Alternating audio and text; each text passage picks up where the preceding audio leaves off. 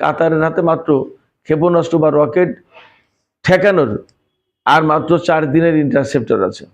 সংযুক্ত আরব আমিরাতের হাতে আছে নাকি 7 দিনের।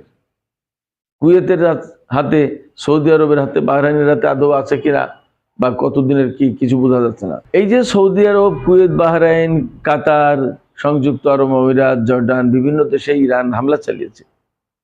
এই হামলাগুলো মার্কিন ঘাঁটিতে না, শুধু মার্কিন দূতাবাস, মার্কিন যত স্বার্থ আছে সে সমস্ত জায়গায় হামলা চালানোর চেষ্টা করছে ইরান।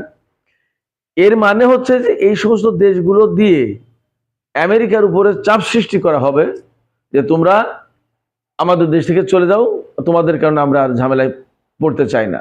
শুধু তাই না, এখন এই কথাও পরিষ্কার হয়ে যাচ্ছে আমেরিকা যে আরব এই সমস্ত দেশের নিরাপত্তা দিতে চেয়েছিল, সেই নিরাপত্তা দিতে পারছে কই? সৌদি আরব, কাতার, বাহরাইন, সংযুক্ত আরব আমিরাত, কুয়েত, এই সমস্ত দেশে যে আমেরিকার ঘাঁটি আছে, সেই ঘাঁটিরই তো নিরাপত্তা দিতে পারছে না। ইরানের ক্ষেপণাস্ত্র তো তছনছ হয়ে গেছে সব। তাহলে এই দেশগুলো এখন বুঝতে শিখবে বা বলবে যে আমেরিকাকে বলবে, ভাই তোমরা তো আমাদের নিরাপত্তা দিতে চেয়েছিলে, আমাদের নিরাপত্তা তো পরের কথা, তোমাদের নিরাপত্তাই তো দিতে পারছো না, সেক্ষেত্রে আমাদের নিরাপত্তা তোমরা কিভাবে দেবে? তো দয়া করে তোমরা যাও, আমাদের আর ইরানের সাথে গোলমাল করার, দ্বন্দ্ব ঝগড়া করার, যুদ্ধ করার দরকার নেই, আমরা আমাদের ব্যাপারটা দেখব। ইরান এই দিকে টার্গেট করেছে।